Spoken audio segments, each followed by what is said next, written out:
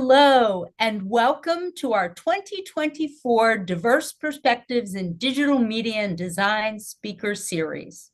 To paraphrase James Baldwin, nothing can be changed until it is faced. This is certainly true of the inequities that have historically shaped the entertainment industry, both on screen and behind the scenes.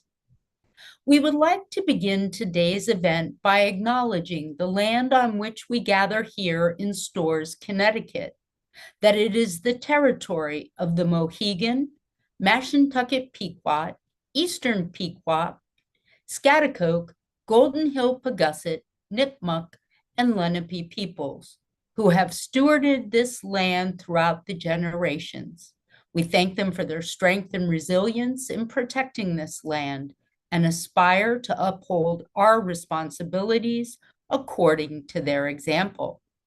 Today's event, celebrating and documenting Black girlhood across the African diaspora, will feature a discussion with our guest, Claudia Owusu, followed by a question and answer featuring questions from not only our co-hosts, but also our virtual audience. And so, virtual audience, please take advantage of the YouTube chat box to submit your questions for our guest, which we will try to answer during the discussion.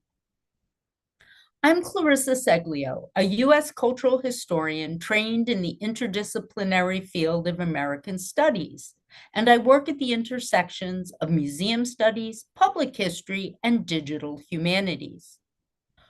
Our digital media and design department is a young one, founded in 2013, and it has rapidly grown to over 350 undergraduate and graduate students and a full-time faculty of 25.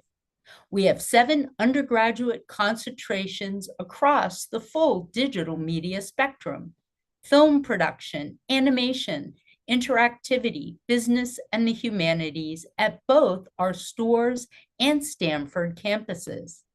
In our department, we value and celebrate our students' diverse backgrounds, and we support their development as individuals and as professional media creators. Now in its 4th year, the Diverse Perspectives in Digital Media and Design Speaker Series is one celebration of these shared values. I am fortunate to be joined this evening by our co-hosts, Milan Pringer and Hayden Kerr. Milan Pringer is an aspiring creative concentrating on film and editing. Her passions are the art of storytelling and impacting audiences on a big level. Her work ranges from post-production to film editing. Hello, Milan. Hello, thank you for having me. And Hayden Kerr, a senior in DMD with a concentration in web development. His passion is delicately combining design and code to create visually appealing, interactive projects that spark curiosity and joy. Most notably, Hayden is polishing his senior project that consists of an interactive exhibit that aims to introduce children to the wonders of the solar system, something we recently saw with the eclipse, through 2D and 3D representations of the planets. Thank you so much. I'm excited to be here. And it is certainly my pleasure to now introduce tonight's guest, Claudia Owusu, a Ghanaian writer and filmmaker whose work divulges the nuances of Black girlhood through a personal and collective lens. Her writing has appeared or is forthcoming in the Indianapolis Review, Vogue, Narrative Northwest, Akoroko, and Brittle Paper. Her films have been screened internationally at Aesthetica, the New York African Film Festival, Urban World, and Black Star Fest. She was shortlisted for the 2023 Bernardine Evaristo Prize in African Poetry, and is currently an MFA candidate in creative nonfiction at The Ohio State University. Our conversation today will delve into the origins of the short documentary Ampe, Leap into the Sky, Black Girl, and how the mission behind the film has continued to grow. Welcome, Claudia. Thank you for having me. Those of us here at UConn were fortunate earlier this week to have an on-campus screening of the documentary. So to give you, our online audience who may not yet have seen the film, and we encourage you to seek it out, a sense of its subject and style, we'll now share the trailer. So give me a moment to screen share and bring that up online.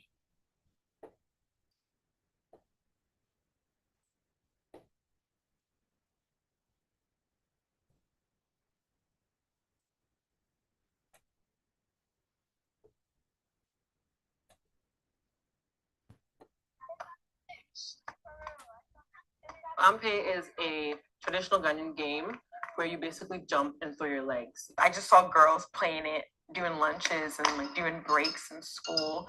Sometimes you can start from one place, but by the time you realize you are somewhere else.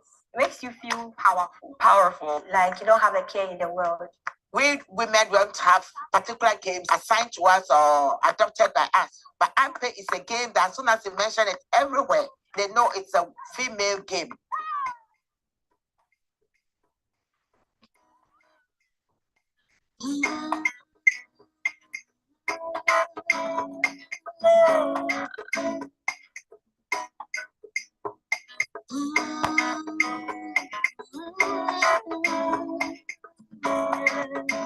My body you the kind, and time's the one we begin.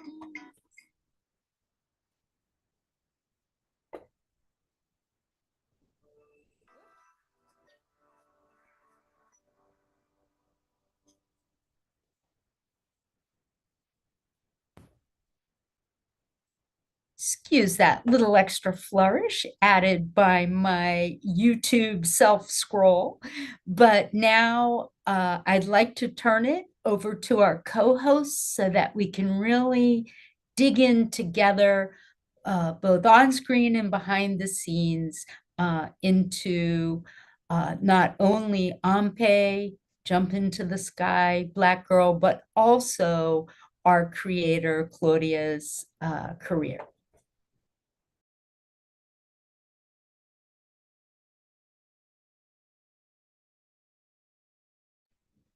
So my first question I want to ask if you could elaborate more on the inspiration behind creating a film empowering young girls, and what were your kind of goals behind it?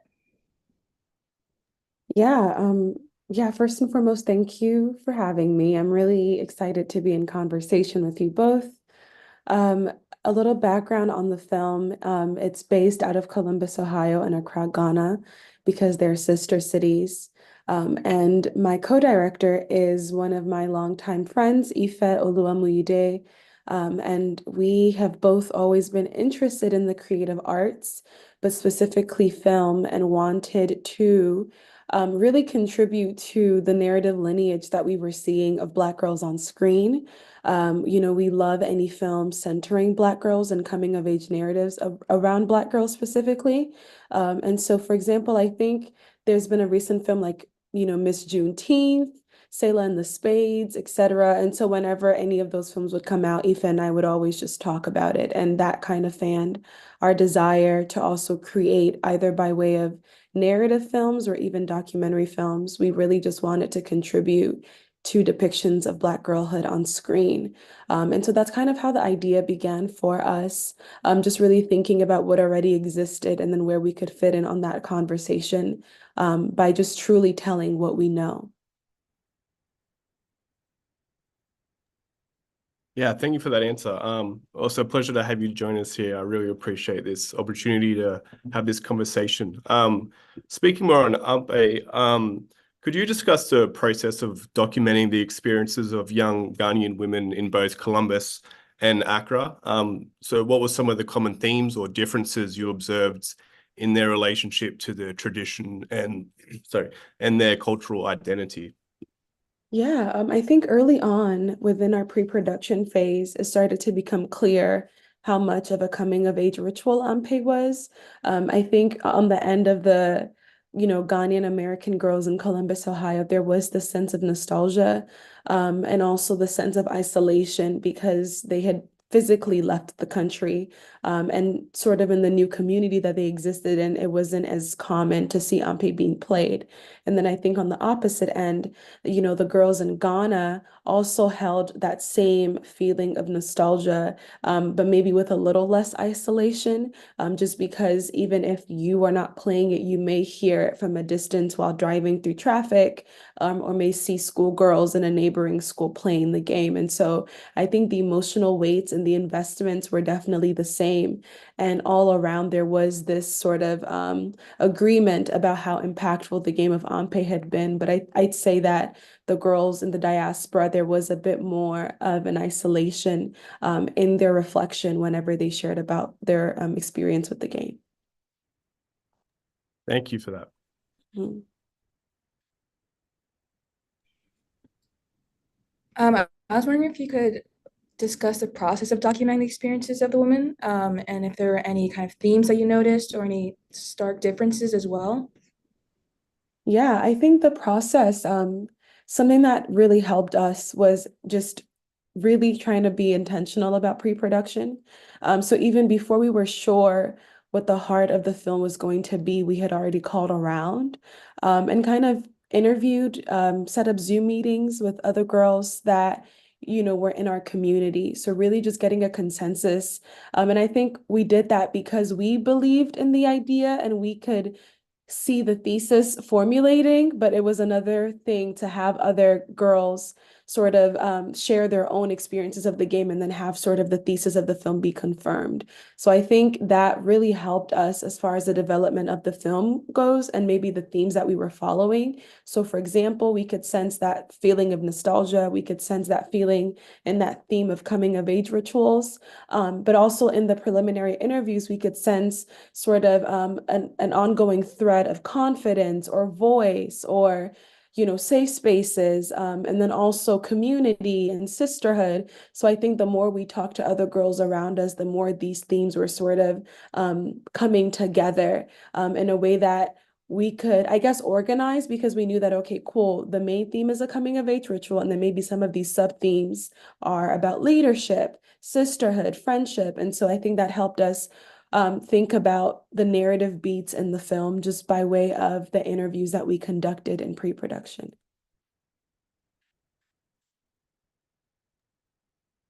So I know you mentioned just some like sub themes there. Just to elaborate a little bit more on that, in what ways did the documentary sort of contribute to the broader conversations about gender, culture, and traditional games?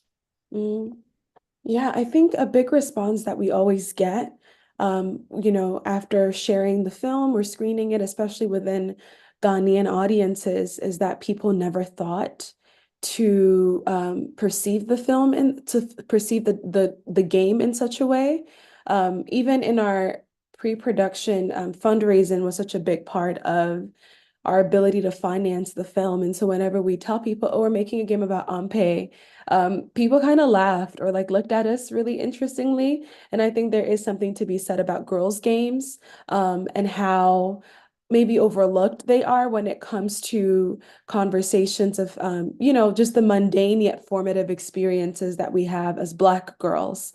And so a lot of the times, I think when it came to talking about the game and the fact that the game is inherently for Ghanaian girls and for Black girls in the diaspora, people were a bit doubtful about, I guess, its narrative heft or or the levity that it had in narrative. But I think as we kept pushing and doing the interviews, it was so clear and so evident. And so I think we've been really excited to be able to help people view the game in a different way, even the girls who play it as well. For example, at UConn last night, one of the girls, she's Ghanaian and had shared that she grown up playing Ampe, but she had never thought about it in such a way of like leadership or friendship or sisterhood. So being able to sort of shine a new lens on the game, I think. And then also in the film, there are two central figures, two women, the president of the Women's Sports Association of Ghana, who is really working to make Ampe into an official sport. So there is this turn of age, if you will, thinking about the value of women's contributions, even in such a mundane space as like the playground. Thank you so much. That was a very insightful answer. Thank you. I was curious on what your hopes for the film will be overall. If you're kind of hoping if it will impact the self-esteem of young girls and what that could foster for them as well. Yeah, I think a big hope that we have is that we can inspire other young Black girls of all ages to contribute to the narrative lineage within their community. We, again, have been really impacted by other films by Black women filmmakers. And then growing up in Columbus, Ohio, there's a large African population.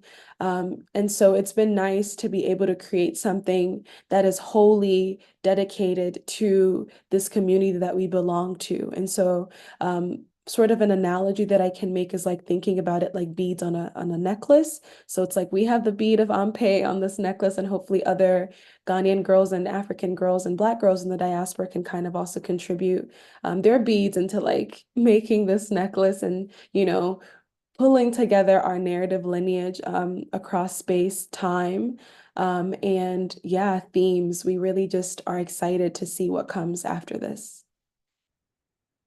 Gotcha, thank you. I also wanted to follow up and ask if there are any certain films off the top of your head that really impacted you growing up and helped you create this. Yeah, I think there are a lot of films and maybe poems. I also consider myself a writer. And so just really reading a lot of poems and works by African poets, African women poets was really integral. And then also just visually, we had pulled together a mood board and a color scheme for the kind of look that we wanted for the film. And so, like I said before, there was Miss Juneteenth, also Selah and the Spades, If Beale Street Could Talk. And then I think on the more writing end, I was really moved by like the work of a Somali American poet, Ladan Osman, as well, and just the way that she writes about not only girlhood, but spectatorship and like looking and watching and what it means to be a witness.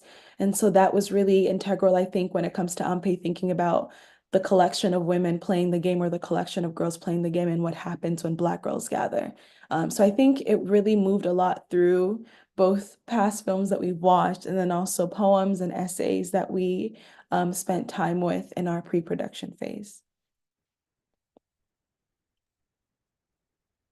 Yeah, so obviously this was a quite an enlightening experience for you as an artist, and even just as a person. It obviously took you to different places around the world. Could you like maybe mention some of the most memorable sort of experiences or stories that you encountered while filming?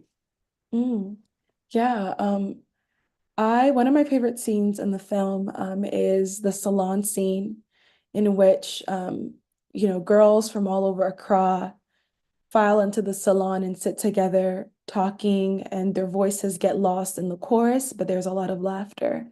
And I think that is memorable because in that moment, the girls are seated in a circle and the camera is in the middle. And so it circles around them as they're talking. And so I was right behind the camera person and just hearing them talk and hearing, I throw out a question and then the question would just take on a life of its own and blossom into this thing that kept on going forever. And so just really feeling in that moment that everything that we had been working for had led up to this circle of women felt really affirming and really beautiful. And I think as someone who grew up playing Ampe, it was really hard to stay in that directorial role and not like jump in to contribute my own experiences because it was not about me. But I think, yeah, just any moment in which we could just really feel the spirit of friendship in the room, and just the connection between the girls because they didn't really even know each other prior to shooting.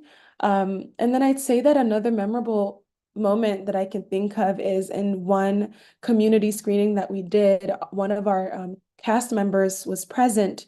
And so the question from the audience was, at what age do girls stop playing Ampe? And she had responded that you never really stop playing Ampe, you just need someone to invite you. And so that really shifted, again, the perception of even how we were talking about the film post-production wise, and just really kind of thinking around our screenings and our conversations around the film as a means to implore or to extend an invitation to Black girls throughout the diaspora to keep on playing and to keep that spirit of childhood going even as we age. So I'd say those are my top two moments around the film. Amazing. Thank you for sharing those experiences. Mhm. I wanted to ask, how do you believe your film fosters a sense of community among young girls, especially being a female filmmaker and making this documentary so heavily about women? Yeah, I think from the get-go, we want it to be for girls and women by girls and women. And so that alone was sort of our driving force. But I think we've pushed it a little bit further by thinking and formulating workshops around the film, just to really draw conversation and to, again, keep that spirit of play going. In our conversations with women from, say, pre-production, even up until now in our community screenings and talkbacks, there is this ongoing understanding that Black girlhood is not finite, but it is something that continues on with us beyond time and beyond age. And so I think one, by making the film accessible, to Black women and girls who may not otherwise be able to see it, has been our way of extending that, again, motivation to create it for girls and women. And then I think two, allowing there to be like a conversation and a sounding board where we're able to share our experiences in a space that is safe has also been a way that we have kept up this motivation of, again, making the film for and putting it in the hands for Black girls and Black women. Yeah, and I guess like getting a bit more technical with the conversation. With this film, like what sort of techniques or storytelling approaches did you use to ensure that the message of empowerment resonated strongly with your audience? Yeah, I think one thing that we wanted to emphasize was just the spirit of sisterhood. And again, a question that we kept asking ourselves is what happens when Black girls gather? And I think, any Black girl, even though we may not fully know each other, as soon as we see each other, there is sort of an acknowledgement and a draw that is established in everyday life. And so that's something that we all really value. And so we wanted to make that evident on screen. So just following that question of what happens when Black girls gather, and then also thinking narratively about the locations that we were working with. So one, there's Columbus, Ohio, and then Accra, Ghana, which are sister cities. So just really thinking about the rhythm and the colors of both cities and how we can utilize it as a backdrop to talk about the immigrant experience, but also not going too off course on that topic. And then I'd say too, using Ampe as a main character in the film. So by having both of the girls in each country slash state or city, if you will, discussing Ampe, we knew Ampe's energy and we knew its rhythmic movements, as a game. And so we felt as if naturally by leaning on their memories and their experiences, it would invite in the joy. And so we have the sister cities, and then we also have the girls, and then we have Ampe as a character. And so I think organizing the narrative that way allowed us to kind of maintain the technique of the story and the narrative arc that we wanted to follow. And then I'd say visually too, we really thought about colors. with both cities, and then also colors for the girls, especially thinking about complexion and making sure that, you know, Black girls are lighted properly on screen.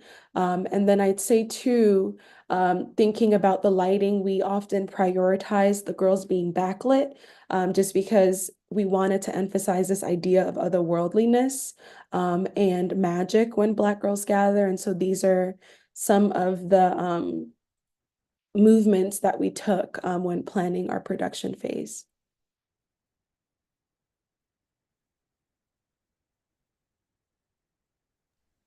I wanted to ask, how did the initial feedback on your 15-minute short documentary kind of shape the direction of your project and what you'd hoped it would turn into from where you started? Mm. Yeah, so Aoife and I, we shot the project ourselves at first. In 2020, once we came into the idea of the film. So the idea actually came about because there was a picnic that we all attended, and at the end of the picnic, we started playing Ampe and kind of seeing these otherwise very, you know, timid or reserved girls get out of character, if you will, to play and jump and be really argumentative and defensive, was what inspired the film. And so that summer we just shot it ourselves, and we had Aoife's brother stand in as like our boom operator, and he would just hold the mic during our interviews, while I worked as like an on-screen on-pay person, and Aoife was behind the camera, and we just would take turns. And so once we were able to finish that first edit, we sent it around to friends and, you know, other people that we love. And there was just a desire for more. And they had a lot of questions. And so I think that the fact that they came back with so many questions for us really was the turning point of, okay, I think there's something here if people are this invested. And we were invested ourselves too, but I think it was another thing to have an audience responding to us in that way. And so thinking about how to make it clear the themes that we were navigating in the game. Because I think in the first section of it, in this current edit or in the final edit that we have of the film, there is sort of like a braided narrative where we're hearing from several girls across the cities. Whereas like in the first one, it was more sectioned off. So you hear one person tell their full story, and then another person tell their full story, and then another tell their full story. And so I think that made it a little bit awkward also with the transitions, and maybe a little bit jarring. And so I think hearing from the feedback allowed us to see that we needed to give each girl more time. And more than that, we needed to sort of braid their narratives and push them closer to each other so that our audiences could make those associative leaps as to what the significance of Ampe is throughout the diaspora. And so that's a way that I think feedback shifted our final result. And then I'd also say that because we knew that we wanted to go the festival route with the film, we knew that we had to kind of maintain a certain length. And so as we submitted to festivals, we kind of decided on a shorter film as opposed to what we were aiming for in the beginning, because it is a program that festivals conduct. And so it can be difficult to sell or to push a film that is like 30 plus minutes. And so we kind of decided on an 18-minute edit, which felt like the best thing for the film. I think it made it not only succinct, but allowed us to talk about the important points without going too far off on certain tangents. So this is how I think feedback has been integral to our process as filmmakers, especially regarding this film. Thanks for that. This question's a bit multifaceted, so I might break it down into two. Firstly, congratulations with its acceptance into film festivals like Indie Memphis and Film Africa. Could you comment on like the significance and what this recognition means for the broader conversation on empowering female voices in cinema?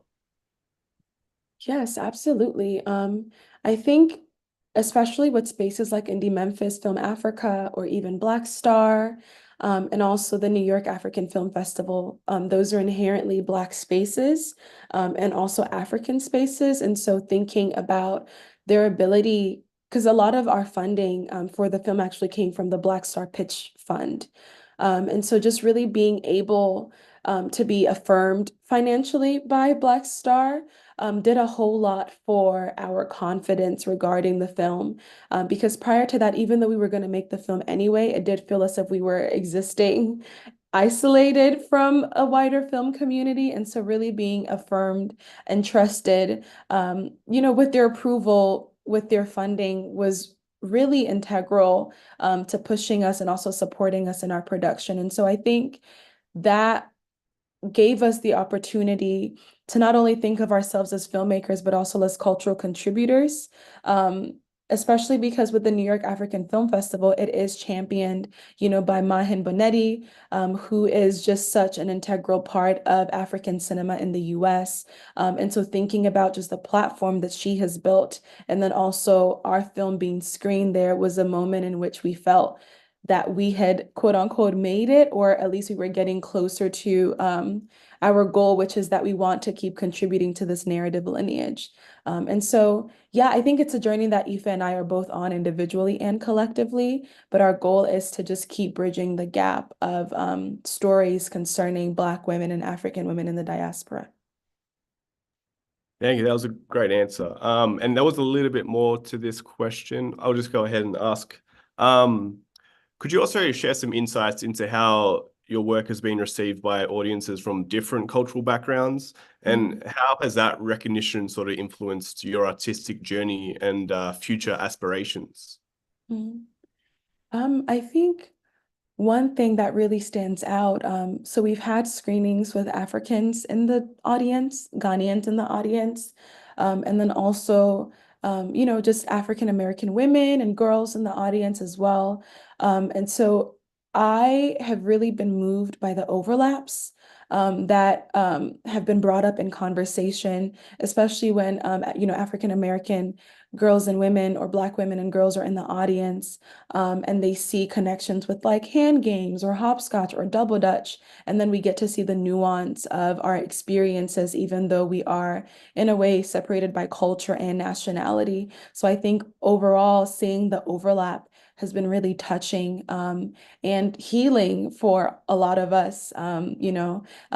People have teared up in the audience. Aoife and I have teared up as well whenever we watch it and kind of see the response that our audience has. And then I think too, with maybe even Ghanaian girls who are now getting to see the film in a different light, that has also felt really edifying for us. And then also just African girls who grew up playing the game, but maybe by a different name, has also blown our minds by like our connectivity, because it's so interesting. Even last night at UConn, there was a student from Malawi who had talked to me afterwards, was like, oh, we play this game, but we call it something else. And I had never even thought about Malawi. We knew, Aoife and I, we knew about Nigeria, we knew about Senegal. And then also like on social media, people will comment. Sometimes someone from Angola was like, oh, we didn't know that you guys play this game in Ghana. And so there is this ongoing thread of connectivity despite place or time, that is really, I think, if anything, speaking to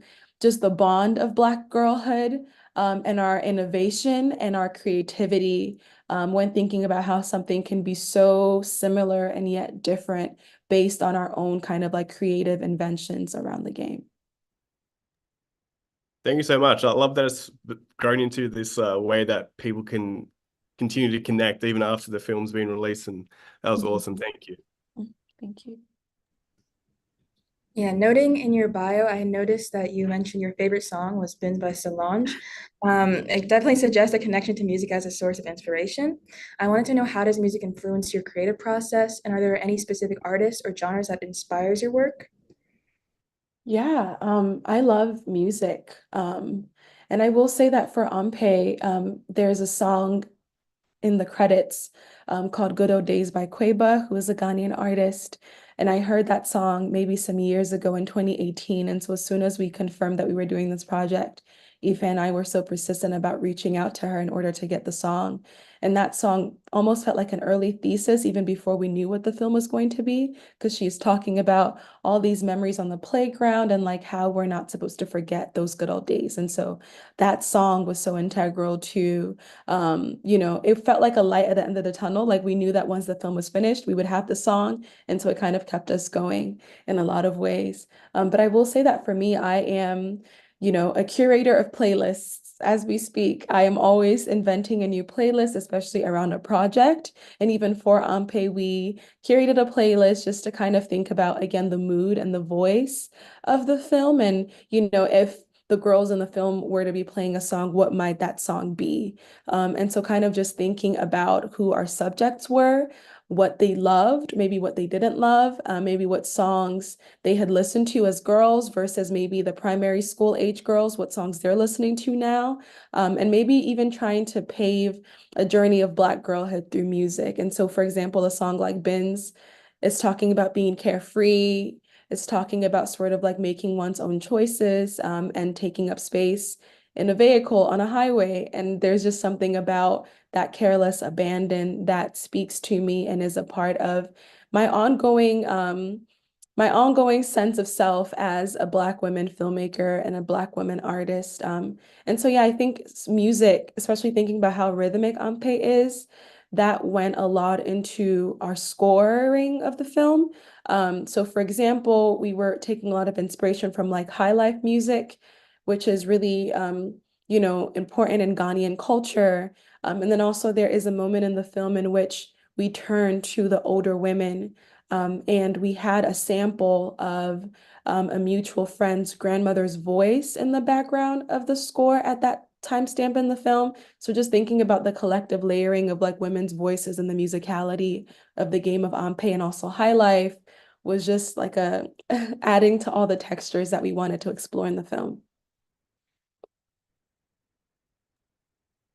Okay, I'm going to take it back a little bit. I think we somehow skipped this question at the start. But so what factors influenced your decision to even pursue a career as a writer, a filmmaker?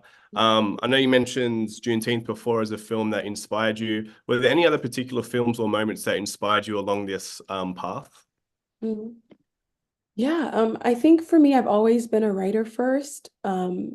Just when I first came to the US from America, at 10, reading was one of the spaces that I felt safest, and a space where I could invent and think up characters and think around myself in the space that I was occupying in middle school, right? And middle school can be so harsh. So that was like a space of safety for me, reading and writing. But I think film didn't come in until undergrad. And with that, around the time I had applied for an internship at the New York African Film Festival. And I had done that because I was really looking for narratives of not only African immigrants in the US, but just thinking about the experiences of Black women, in all our identities, and how we take up space.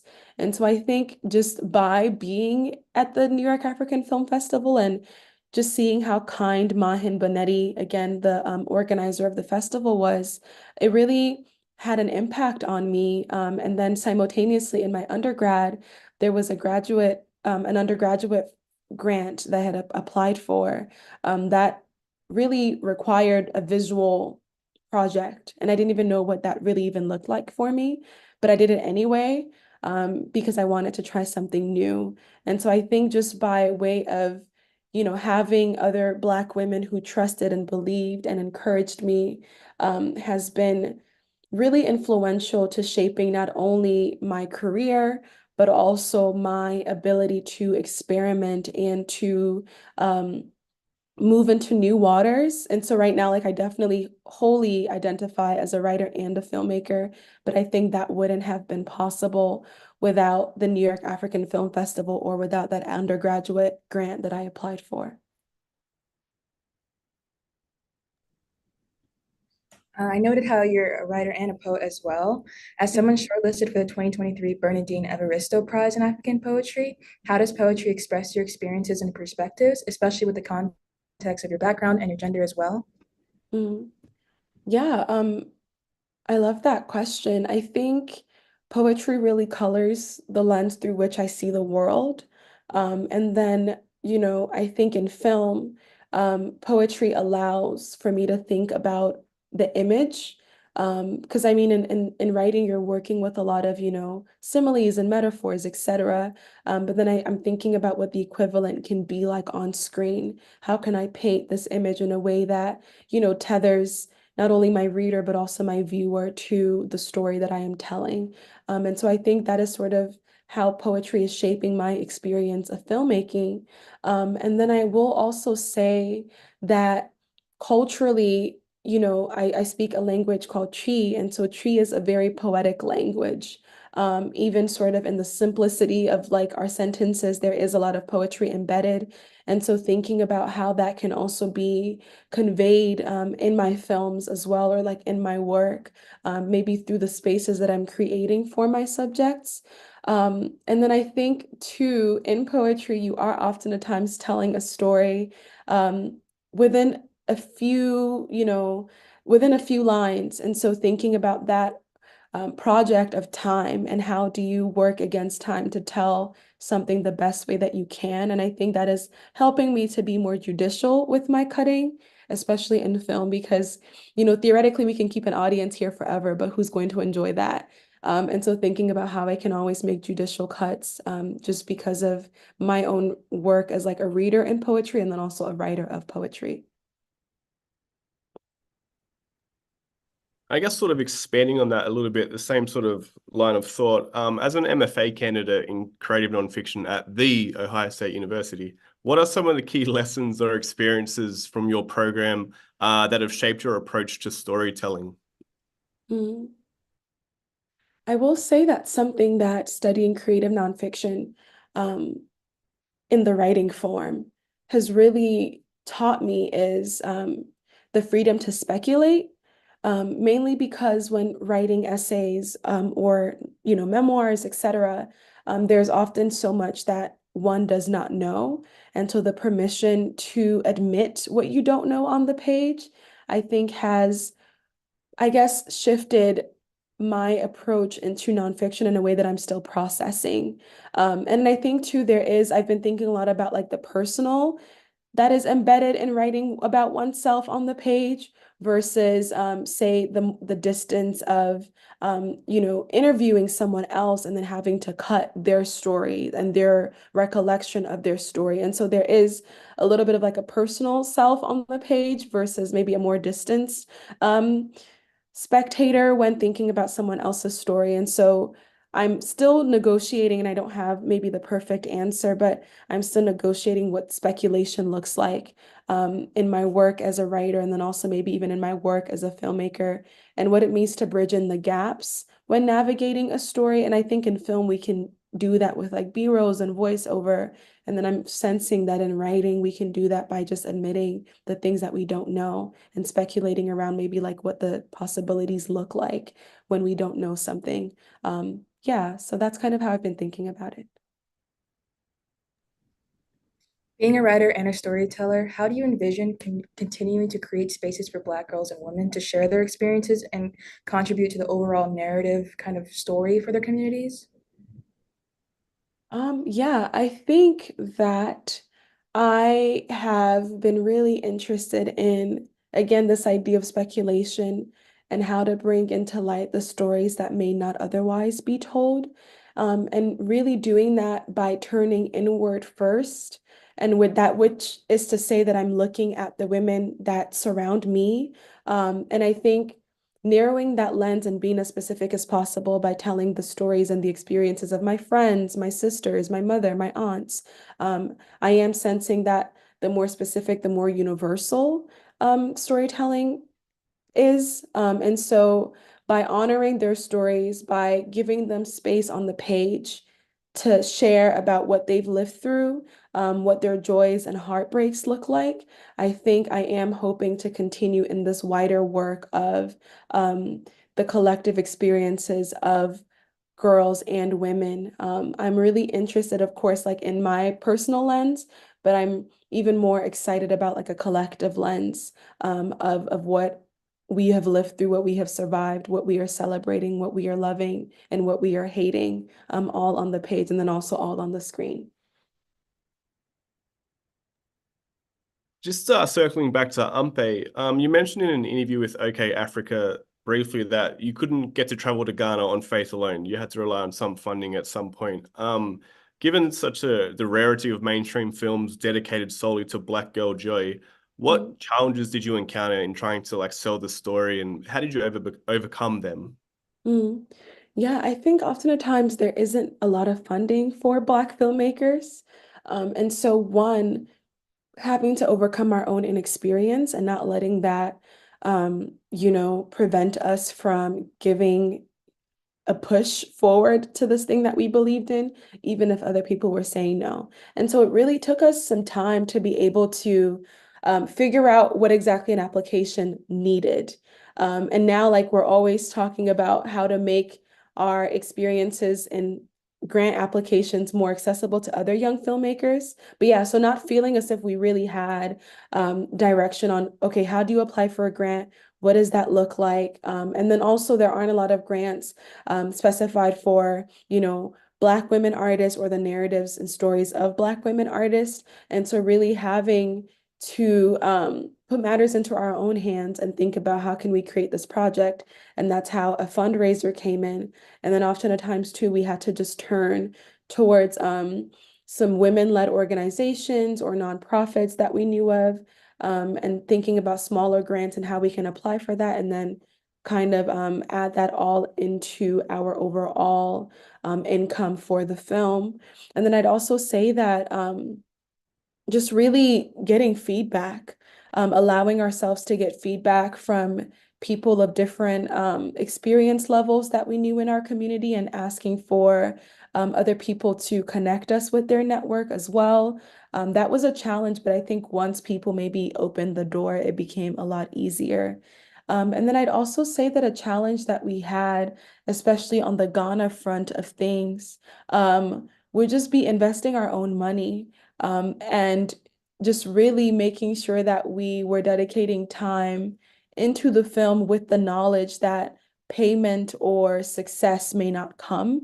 And so having to deal with sort of that emotional and also mental agreement that, okay, cool, we're taking this risk, but it may not actually turn into anything, but we will try, I think was something that we had to internally figure out as we worked on the film. So obviously you and Aoife worked very hard collaborating on this project. I was wondering if there's any key insights you have about the importance of collaboration and how that can impact a film. Yeah, I think the importance of collaboration um, really is grounded upon just the shared vision and agreement. I've been really understanding friendship as a practice of agreement. And so Ife and I, we easily agree. And then if maybe there's anything that we need to talk about, we do. And there's a lot of care that we give towards each other. Just because one, at the times in which we were working on the film, we were students slash working, and there was a lot happening in our lives. And so really being able to lead with care, I think, is one key point of collaboration. And then I think secondly, too, having a shared vision and a shared conviction. We both felt really the importance of the story that we wanted to tell, and we agreed about the importance of the story that we wanted to tell. And so that allowed us to encourage each other and then also defend the story, especially when working with a larger crew, and maybe having to, keep them on task as far as like how we wanted the project to go. Because when you are working with a larger crew, people mean well, but they may suggest things that may not necessarily align with what you have in mind. And so really having to understand that, okay, how can we take up the space of a director on this set, because this is our set, as like two young Black girls, right, surrounded by like maybe male crew members, etc. And so I think having each other's back in that way, we were able to cover any oversights, and really just make sure that our communication was clear. And I think that is, again, just to reiterate, as far as collaboration goes, really making sure that you both have the same convictions and that you're both taking care, not only in how you're communicating, but also how you're communicating with each other, and also concerning the project with external team members as well. I'm amazed by the range and complexity of topics that through Milan and Hayden's questions, and your answers, Claudia, that we've touched on in an hour that has flown by much more quickly than I could imagine. To give you the final words before I do our traditional ending statements, what advice might you give young creatives, whether they're fortunate to be in a school program or they're working outside a program? What would your advice to these aspiring storytellers be based on the journeys that you've taken? Yeah, I think my key advice would be to do it anyway. I think often at times we feel as if we need to reach a certain level of accomplishment or skill in order to begin a project. But I think really starting, even in the awkward stages or even in the moments where we feel as if we don't have all the answers, is really integral, because I honestly don't think that the film would have ever been made, if Aoife and I had not just grabbed our film cameras to shoot and chase our friends around in the summer of 2020. And I don't think that it would have been what it was if it wasn't for Aoife's brother standing in as our boom operator throughout those hot summer days. And so I think just starting, even if you don't know what the end is, and not waiting for, a couple of years in which you are more aware or skilled or successful, but just really working through the moments of inexperience. And that's what builds experience, essentially. So not letting inexperience or not letting those kind of things prevent you from starting, but using that as sort of, I guess, something to flame your curiosity and to just push forward as you're creating, as you are thinking, as you are experimenting. Yeah. Well, I think that that's the perfect note of realistic encouragement and inspiration on which to conclude this event.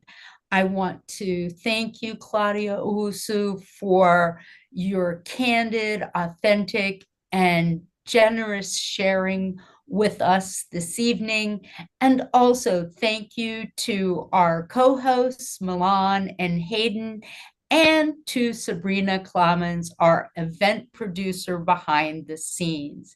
Everyone is invited to join us again next week, Wednesday, April 17, at 5:30 p.m. for our next diverse perspective speaker, Rachel Williams, artist, scholar, and dean of liberal arts at the UNC School for the Arts in Winston-Salem, North Carolina.